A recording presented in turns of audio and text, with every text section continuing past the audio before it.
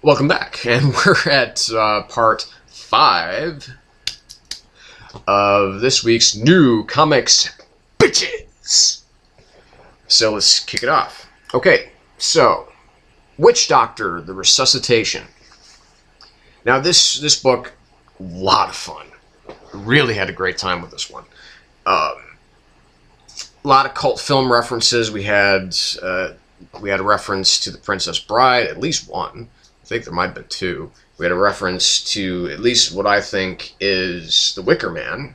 So we have some cult film references peppered throughout. A really interesting villainess, and the return of Dr. Morrow.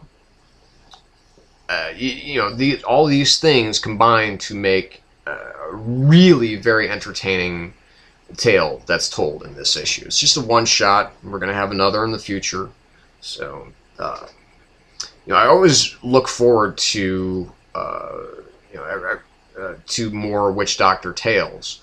But I'm really hoping to look in. I'm really intending upon looking into more Brandon Seifert's work in other stuff, and I love Lucas Kettner's art in this book because it is very much a throwback to the EC Comics that this is very lovingly paying a lot of tribute to here.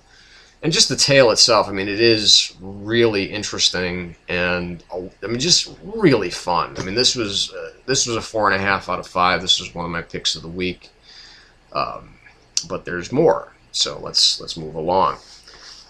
Angel and Faith, number 5. This is again an incredibly fun standalone issue. That it has really sharp writing, but I wasn't crazy about the art. Phil Noto obviously anybody who can draw a comic book is better than I am. But it's just there are some times where it's like, this is a little iffy. But just Christos Gage wrote such a smart story here with bringing back Harmony and Clem and using all of essentially these real world kind of references, this kind of pop culture-ish stuff that Joss can incorporate so well. But and just using these moments of hilarious laugh out loud humor. The sex tape with Harmony and him siring somebody in this whole blackmail scheme, and Angel really kind of wanting to be a private detective. Apparently, he talked to Raymond Chandler in the 40s, and that this is all good stuff to me. So I mean, this is it shows how good of a handle that Gage has on the characters of Joss's universe here. And I would almost like to see him do some Buffy stories, but I'm perfectly happy with him doing Angel and Faith stories, because this has been a strong series so far, but this was easily my favorite of all the issues so far. Rebecca Isaacs, I missed her art. Like I said, Phil Noto's art just didn't quite work as well, but still, it's an eminently readable comic book, very entertaining, very enjoyable.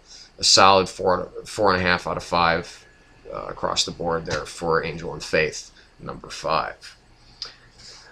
And now we come to books of the week, and this was not intended, but it's certainly ironic that both of these books have the word vampire in the title. Excuse me.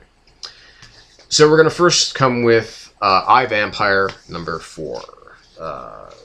Josh Falkoff, Andres Sorrentino, they are continuing to crush expectations that people may have of this book. People may think, vampires, Twilight, all that shit. Well, fuck those expectations, because this book is so fucking good. It doesn't get a whole lot better than this. And this time we have John Constantine to bring a little light, so to speak, into this world.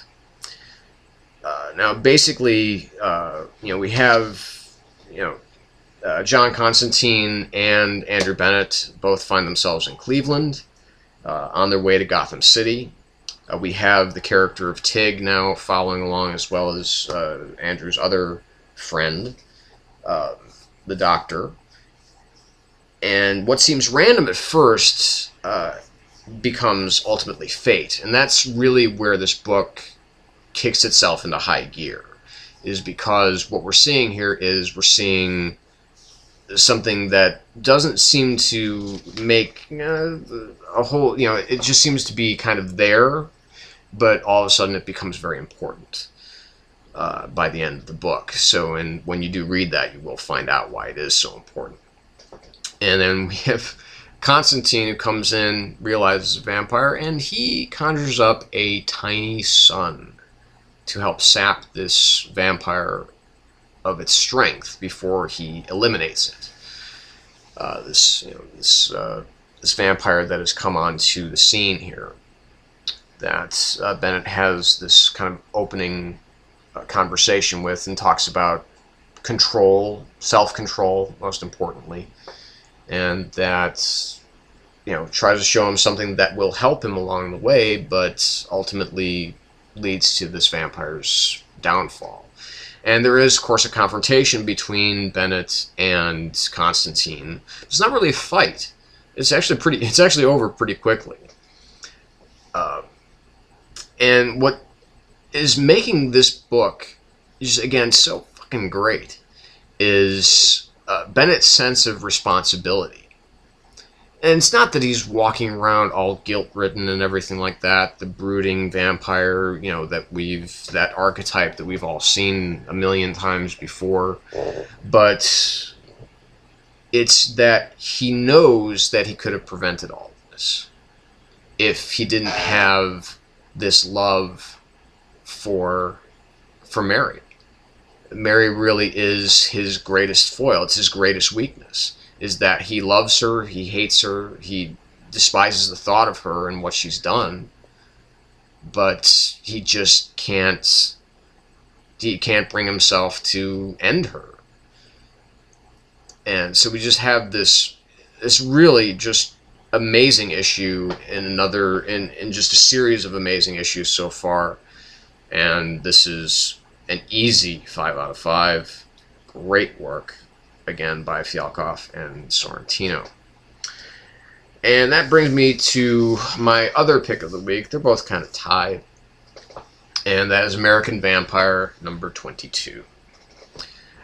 I know what you're thinking, okay?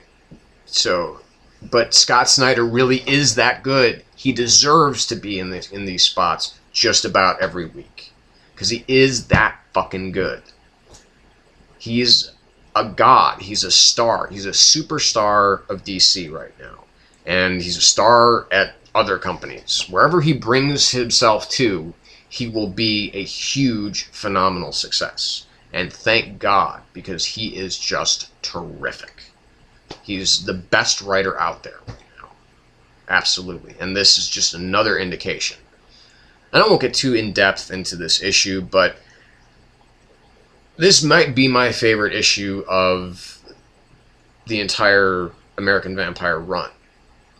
There's been some really excellent stories told in the American Vampire saga, but this, when I read it, I was just totally blown away. Because you have this new character of Travis Kidd, and we have this new timeline. We're now in the 50s, with the times of, the greasers and, so on and so forth, the rebels without causes. But, and you have this, seemingly rebellious teenager, and you definitely think things are going to go one way, especially from just the cover art. You think, oh, this is going to go this way. But no. Snyder takes it, flips it on its head. Raphael Albuquerque does more amazing fucking art. I mean, it's just, it is so wonderful. And it's just every step of the way, this book this particular issue never hits a moment that doesn't just make you say, "Oh, God, I love comic books. I love what they can do." You know, and this, you know, and Travis Kidd. So I mean, just with one issue so far under his belt, could very well become the series' coolest character. Not necessarily the best, but certainly its coolest. And I love Cash O'Donnell. I love Pearl. Love Skinner. Love to hate Skinner. But it's just that whole persona, that whole style that he has, is something that's incredibly cool. So, again, there wasn't a single frame or a line of dialogue in this book that just it wasn't just totally awesome. This, an absolute 5 out of 5. It's true perfection, and I could not be happier with it. Now, so moving along,